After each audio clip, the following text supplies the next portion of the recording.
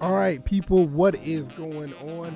Happy Thursday, the day after Groundhog Day. This is February 3rd, 2022, episode 278 of the First and Frame Rate Show. And man, oh man, I have a lot to talk about. Don't want to hold you guys over too long for this morning because I want you guys to get on about your day. But we have a lot of Georgia Southern talk on this show. I mean, a lot. Signing day happened and it was a big signing, some really good quality signings.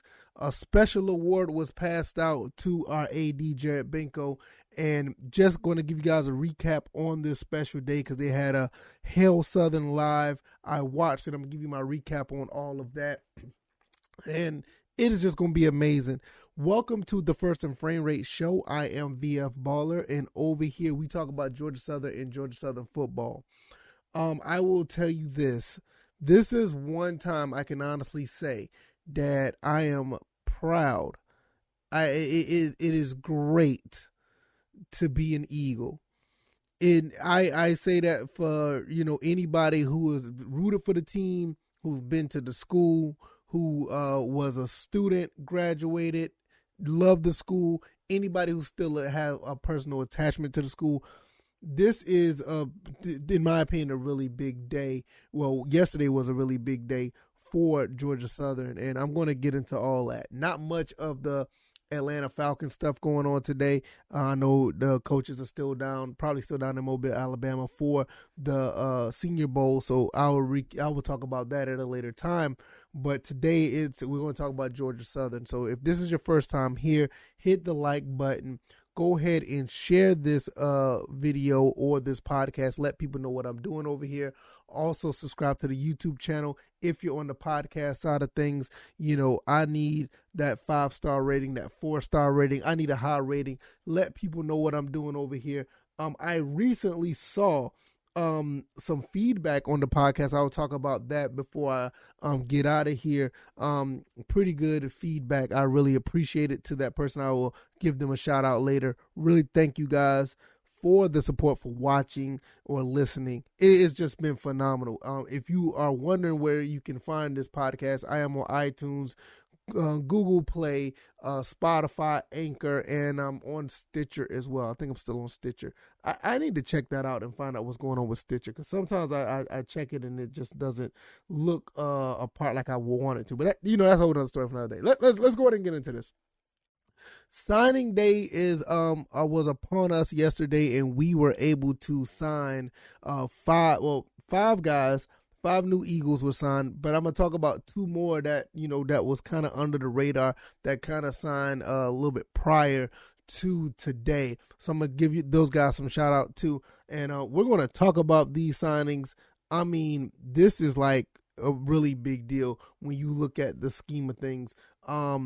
These guys look like they're phenomenal athletes, top of the line football players, guys who look like they're going to be able to get it done. We did have one person transfer from the University of Houston. We also had one who decommitted from Florida. Yes, the University of Florida, the Florida Gators, to come to Georgia Southern. So that is really pretty much get back, because if you guys don't know, we had a 5-star kicker. I think it was Mata that came to Georgia Southern and decommitted and went to Florida. So we're going to take that running back.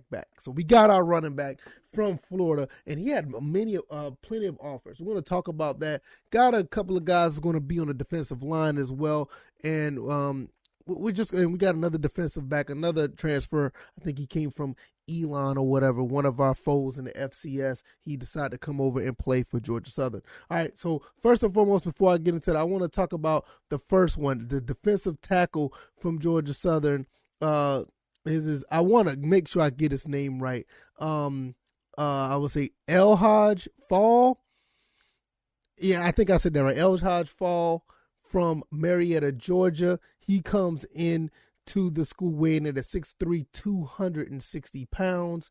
I can't wait to see what the rest of the defensive line look like, because if you listen to the if you listen to the Hell Southern Live, these defensive coordinators, all about guys like this. And I'm going to talk about that later. But he comes in at 6'3", 260 from Osborne High School. Looked at some of his tape. He looked like he's ready to go. But, they're all freshmen, best man up. Whoever's going to play, they're going to play. But I can't wait to see how that plays out. 247sports.com don't have a star rating on him, which is surprising. I think he's a 3-star, but for some reason, they don't have him starred. But that's okay. At the 6'3", 260, I'm pretty sure he's going to be ready to go. I can't wait to see what he does on that defensive line. It's just going to be a phenomenal it's just going to be a phenomenal time for Georgia Southern right now. The next person that we signed, big guy, Latrell Bullard, another defensive tackle from Acworth, Georgia. Man, 6'1", 330 pounds. 6'1", 330 pounds. It says in his bio he's from Acworth, but the hometown here says Smyrna on the Georgia Southern Eagles website. Went to North Cobb High School, and man, a guy at 6'1", 330. I'm looking at some of his highlights. Unfortunately, I don't have any of his highlights on the screen right here. I didn't want to, put too much information out there as far as talking and showing highlights. Like, I want to keep this show between 20 and 30 minutes. So, therefore, if you want to go check any of his highlights, you could go to his Twitter feed. And, man, oh, man, this guy is a monster. And at that size, he's going to be probably getting at the quarterback immediately. Like I like to say sometimes, immediately. Getting at the quarterback ASAP. And like I said, with the rest of these guys we got on the defensive line, the way this defense is set up and the way things are looking right now, man, this team could be a problem. I'm going to get into that, but this team could be a problem. 6'1", 330, Latrell Bullard. Man, what a pickup right there from North Cobb High School. Next person up, we have who is this? I'll get back to that one. I don't want to talk about that one just yet. I want to talk about him in the finale. Mari Wingard. I'm gonna skip over and talk about Mari Wingard. Georgia Southern commit, transferred over from Elon. Let me tell you about, don't sleep on any of these guys who played in the FCS or whatever. These guys could come over and play ball. I mean, you kind of pretty much seen it. Every team in the Sun Belt at one point was an FCS team. And look, now the entire programs are a group of 5 now, and they're doing really well. The best group of 5 conference in college football, in my opinion. But those guys paved the way, them guys who came from FCS on up. You got James Madison coming up too as well. So don't sleep on this. This guy looked like he could play pretty well. Don't know too much about him. Let me see if I can pull up some information real quick for you guys. And let's talk about him because he has a little bit of, he has some college experience. So he played in all 11 games last year. Starting 8 of those games, 38 tackles, a tackle for loss, 7 pass breakups and 2 interceptions. 7 of his pass breakups led the team in 2 interceptions, time for the team honors. So you already know what you're getting here. You already know what you're getting here. He posted his best 6 tackles on 2 occasions, doing so against Appalachian State and at James Madison. So he's already know how to play against this competition as well. So he had an interception against William & Mary, as well as a win over number 25 Rhode Island. I'm pretty sure that was the FCS team. Yeah, it was the FCS team. Added a season best 3 pass breakups at Appalachian State a week after recording 2 pass breakups at Campbell. And Campbell is a good team. We saw them firsthand. So he entered the transfer portal in November and came to Georgia Southern, enrolled at Georgia Southern for the spring semester. So he's officially a Georgia Southern Eagle. So very good pickup right there. Shamari Wingard from Elon coming over to play with us is awesome. The next person I want to talk about is a transfer from the University of Houston, Jeremy Singleton. We'll talk about this guy real quick. Jeremy Singleton has played at a high level, played at Houston, where, this team was pretty much on the map as one of the top teams in the country. I think that, they was like top 25, played pretty good. Got some highlights on his Twitter feed. You can find out if you want to check his Twitter feed, you can see what he does. I'm going to look at some of his stats because I thought I had him already. Jeremy. Let's see if I can get some of his stats up here because he has experience as well. Played for the University of Houston Cougars.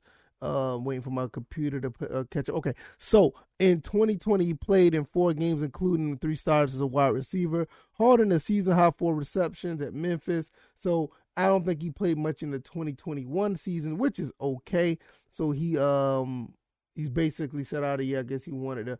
I guess he didn't play, so he's going to transfer over to University of Georgia Southern. So I don't see much on against him. So there it is. In 2020, he had a couple of receptions against BYU and a couple of catches against Tulane, and at number 6, Cincinnati. So not much here to show when it comes to his stats.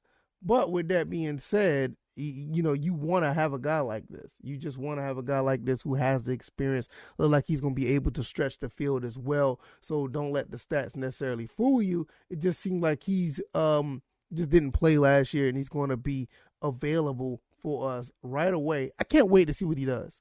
I just can't wait to see what he can do, because with this new offense, it's going to be really, really interesting to see what he can do. Now, the last person, this is the last person that we signed.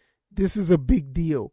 6'1", 200 pounds out of Winter Park, Florida. Supposed to be going to Florida. Decommitted from Florida back in November. Had offers from LSU. Also, I think he still had Florida's from Florida. Let me see. Florida State. Let me see. I want to make sure I get this right. Let's see. I want to make sure. Is it still there? If not, we're not going to worry about it. Had offers from a lot of SEC teams. Like I said, LSU, ACC teams, Florida State, I think Ole Miss, Miami. He had almost 30 something offers, and I'm not kidding when I say that. And it's amazing how he was able, as a 4-star, commit to Georgia Southern. Okay, I got it right here, pulled up finally. Georgia Southern, he ended up signing with Georgia Southern. Let me show you the names that Mr. Terrence Gibbs, 4-star running back out of Winter Park, Florida. Let you know the list of teams that was interested in him. Florida, he decommitted. Florida State, LSU, Alabama, Auburn, Coastal Carolina, FIU, Georgia, Georgia Tech, Louisville, Miami, Mississippi State, Nebraska. We're going to be playing them this year. Ohio State, Ole Miss, Penn State, Pittsburgh, Southern Miss, Tennessee, Texas, which Texas was one of the finalists. Texas A&M, UAB. The list goes on and on. It just goes on and on. Virginia Tech, West Virginia, Rutgers, South Carolina. These are all the teams that he was going to possibly commit to, but he chose Georgia Southern. Man, that is awesome. That is awesome. That goes to Coach Helton and everybody on that team, his staff, the running backs, Coach Merritt.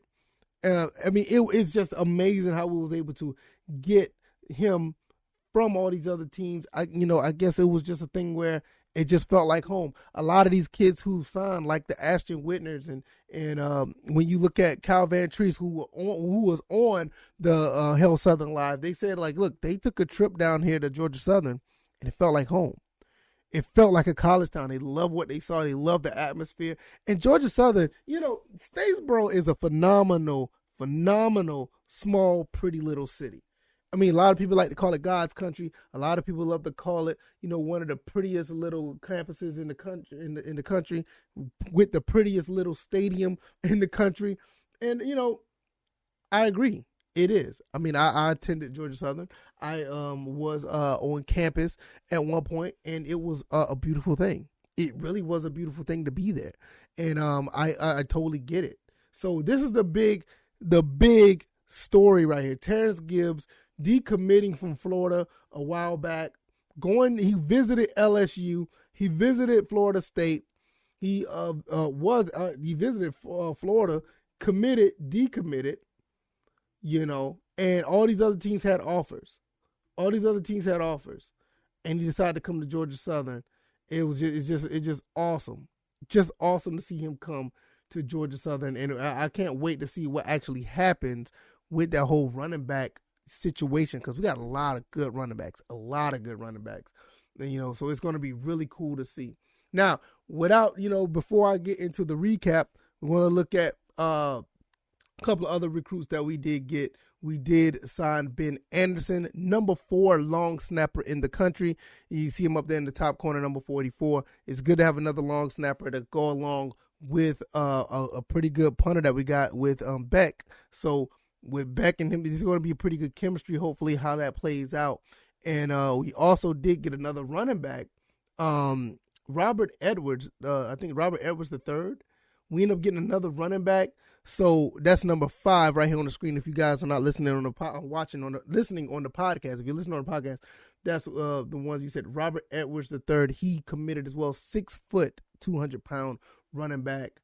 I think he's also out of Georgia as well. So that is pretty cool when you look at the scheme of things. It's just awesome when you just see what is going on at Georgia Southern. The way things are moving right now, it's a beautiful thing. It really is. It is really awesome to see with all these great guys, young men coming in, starting to establish themselves and make a name for themselves. It's really beautiful to see them guys want to be a part of something special, part of you could say a rebuild, and they're sitting here actually able to commit and build something special. Because last year, it was a down year, but guys like, Jared Benko coming in, you also see Coach Clay Helton, all the other guys that are staff members, what Dave was able to do to bring these guys in and do something really special. It's just quite awesome. So it's just great. It's just great to see. So we're going to get into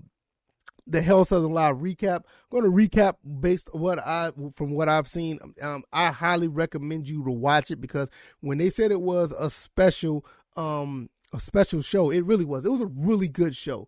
The show basically started off with Clay Helton talking and having him out there to see, let you guys know that how everything played out for signing day, the guys that they brought in or whatever the case may be. And then they flipped it over to a couple of players. Kyle Van Treese, the quarterback that transferred from Buffalo to Georgia Southern. He talked about what he loved about Georgia Southern, why he's here, and why he decided to come to this school and continue to build off of what we already had. He talked about the bowl wins and the fact that that's not easy, and he wanted to be a part of that, winning another bowl for the Georgia Southern Eagles. Also, they jumped over and Ashton Whitner came in. My favorite recruit, my favorite prospect of the 2021-2022 class. This kid, I think I truly, there are certain people that you see, and I think that this kid is going to be special.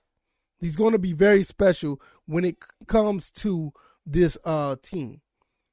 4 years down the road, if he stays off 4 years, it's going to be something very, very special. And with that being said, I just sat there and listened to him. He's a kid of few words, but he got his point across based on what he wanted to say and how he answered the questions, and he just wanted to absorb, any information that was given to him based on the questions that was asked. So he's a guy that you can tell he pays attention to detail. And as a safety, that's something that you would want. So I'm very high on Ashton Whitner, and there's no bones about it. You can see on my Twitter, I talk about him all the time. When there's anytime there's a chance to talk about him, I definitely talk about him. It is something it's something to behold. It's something really good to see when you have a young guy like that is well beyond his years when it comes to just paying attention to things. It's really awesome to see. Next, we got into the coordinators, and the coordinators, that was really cool. Brian Ellis, I think he came out first and got to listen to him. And one thing I noticed about Brian Ellis is from the state of Georgia. I think a lot of these guys are from this area, and that's what makes it real special for all of these guys. Brian Ellis is from the state of Georgia. He talked, and he had the other guys come in, the support staffs, the guys who came in, the wide receiver coach came in, and he talked to Marcus Davis, and he sounded like he's ready to go. I like the energy from Marcus Davis. It was pretty cool to see. Really, Brian Ellis gave off some good energy too, but when Marcus Davis got the mic, it's like, he's ready to go. He want to get these wide receivers out there and ready. It's like these guys are ready for the season now. You know what I mean? So, that was kind of cool. I think Matt Merritt got to talk as well, the running backs coach, and, kudos to him. I can't wait to see what he does with these running backs. Also, I think who else talked on the offensive side? I think Ryan Applin was able to talk as well. So how that's going to play out. One thing that he did say, he doesn't know how the play calling is going to go. So with that being said, the play calling is going to be pretty much up to Coach Helton. And that makes sense at the end of the day. You just don't know how that's going to go. So with that being said, that's just another thing that we just going to have to find out once spring practice and the spring game is going to be, which spring game is going to be April 23rd. And I got to find a way to get there. Once the offensive side came, the defensive coordinator came in. So Will Harris came in, and he talked about what he wanted to do, and he realized one thing. I don't think Will Harris is necessarily from here, unlike all the other guys that I was talking about. Like when I talked about Brian Ellis, he's from here. I think Marcus Davis is from this area, and let me look. I know Let me see. Sorry about that. I'm all over the place. Ryan Applin, I don't think he's necessarily from here, the state of Georgia, but he's from this area. So, so that works out. So a lot of guys from the Southeast. So when I get back to Will Harris, like I said, Will Harris, I don't think he's necessarily from this area, but he's learned about this area. So once he got here, he said he realized, like, wait a minute, there's something going on here in the state of Georgia. Like he said, he hit like 20 or 25. He hit like 20 or 25 counties, and he walked in there with the Georgia Southern on his chest with the apparel on, and it was either somebody knew somebody from Georgia Southern, or they had a alum from Georgia Southern, or their family was. It's like it was like really impressed how not only how much football is cherished here, but how Georgia Southern football is intertwined in all of the counties that he went to. So that was pretty cool. And he got to let people hear from the people that are under him, or the people that's with him on the defensive side of the ball. Coach Whitley, you already know about him. There's not much to be said about him. You already know how he does with the cornerback. So we're just going to keep that there. If you've been following Georgia Southern, you know that list. I done went down that route plenty of times. I'll get back to that. I'm sorry, I just saw something else. One thing I say, Rip Rowan, he was able to talk, and that's another person. Just like I said with Ashton Whitner, you see like something about them, like Rip Rowan. He just has this thing about him to like he's gonna be more than just a defensive line coach. I don't know if that's his aspirations. I don't know what's going on with that, but to me, it just something about him just oozes head coach. Like one day he's going to be a head coach somewhere. And I love his energy. His energy was just awesome. And his attitude is infectious. It was pretty awesome to see. Also, Aaron Swanson, I think he said something. I think he was able, they pulled him up to talk as well. I can't remember, but you have Aaron Swanson, linebackers coach. All those guys, I think they came from Washington. So he brought pretty much the whole Washington defense with him. And the guys that they just recruited, I mean, man, and the guys that we already have, just crazy, you know what I mean? So with that being said, also I forgot. Now I do want to apologize. On the offensive side, when Brian Ellis was talking, Richard Owens did come up and speak as well. Offensive line, run game coordinator, and he had this line. I couldn't catch I only caught the end of it. He said something about whatever's like 600 pounds and move them. So he wanted these offensive linemen to move guys out the way. So I didn't catch it, but you have to go back and listen to the Hell Southern Live to catch it. But it caught everybody by surprise, like, hey, I like that line. And I never went back to listen to it because I think I had my son with me when I was watching. I never went back to listen to it. But one thing I will say, Coach Helton did come back and talk, and then he talked to Turner West. And Turner West, he's the special teams coordinator, and he was very excited about a Ben Anderson coming and having, Beck as the punter. He was really big on that. And, you got a couple of kickers with Brenton, and you have Rayner. So he was really excited to try to get those guys, to the next level when it comes to being successful on special teams. So, and at the end of the day, when we really looked at this whole situation, this entire staff is really good. It's a really good staff. I mean, we were ranked number 6 out of all of college football as the best new staff in the country. And, the top group of 5. we're number 6 up against the other FBS, Power 5 teams. So this looks really, really good. I mean, really good. Also, Jared Benko came in and talked, and he won the 2022 Eric Russell Spirit Award. Personally, I feel that it could not have been given to a better guy. Everything he's done this season with all the turmoil that happened in the beginning of the season and how he's able to turn things around, even though we didn't win our games, but this program is still standing. We did have a couple of transfers. I mean, like Dexter Carter, he's another one that's going to be transferring. Unfortunately, I do get it. I do understand it. But to have the little transfers that we had and him to keep this team together, him as well as Coach Clay Helton, keep this team together during the downtime, and not only that, to be able to sign these not even going to say top recruits, but these high-quality recruits. I mean, man, and get some really good transfers over here. I mean, you cannot ask for a better situation. And Jared Benko definitely deserves that award. Eric Russell Spirit Award from the Georgia Sports Hall of Fame. I still feel that Eric Russell should be in the College Football Hall of Fame, but that's definitely another story for another day. Don't want to get into that. But, yeah, this was a really great day to be an Eagle. Really great day. Hell Southern Live, the episode was pretty much one of my favorite ones. I try to catch as many as I can, and when they are live, and this one I really enjoyed watching this and listening to it. It just put a bow on top of the day that was just a really good day for Georgia. There are not many recruits that were signed. We got a lot of people that were signed, but the ones that were signed were very high quality players, and they possibly could contribute day one. And at the end of the day, that's not a bad thing. Now there's already rumblings that there's a possibility that we have openings for 6 more openings for 6 more recruits. I mean, man, what else can we do? You know what I mean? 6 more, that is awesome. So with all this going on, it's possible that we can get 6 more players, on this team. And another thing I want to talk about is that Coach Helton did say that Georgia, that Eagle storm that went across the entire state of Georgia, all 159 counties, it wasn't just for recruits for 2022. He said there's, they was talking about 2023, 2024.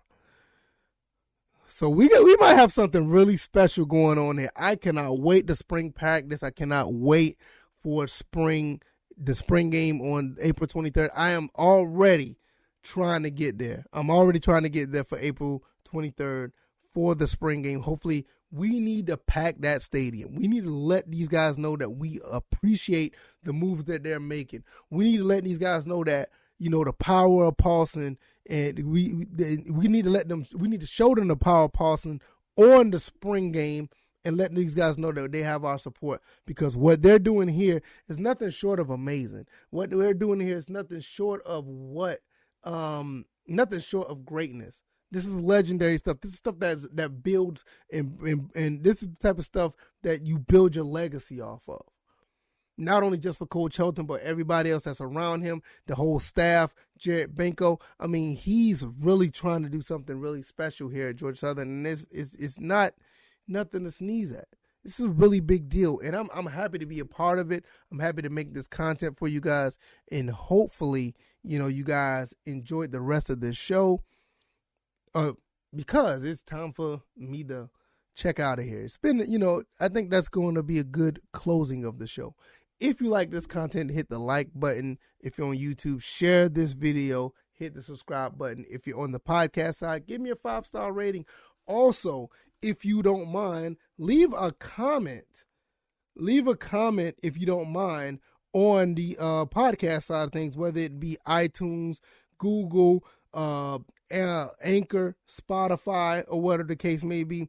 If you guys don't mind doing that, that'd be awesome. Let's see if I can pull this up. All right, I got a recent 5-star rating. Thank you for this. I cannot pronounce your name. It's all over the place. It's like a bunch of numbers and letters, but I really appreciate the feedback. It's a great podcast, great insight and discussion about Atlanta Falcons and Georgia Southern football and more. Hail Southern and subscribe to the podcast. So I appreciate that for the person who, and that's my first review and feedback. I really appreciate that. The other guys gave me a 5-star rating out of 5. I really appreciate that as well, but I love the feedback and I would like to hear more. So if you guys don't mind, that'd be cool. If not, that's cool. Either way, as long as you're listening, I really, really appreciate it. So that's going to be pretty much for me. Thank you guys once again for listening, and I hope you guys enjoyed this episode. I will see you guys on the next one. You guys be easy. You guys be blessed. Peace.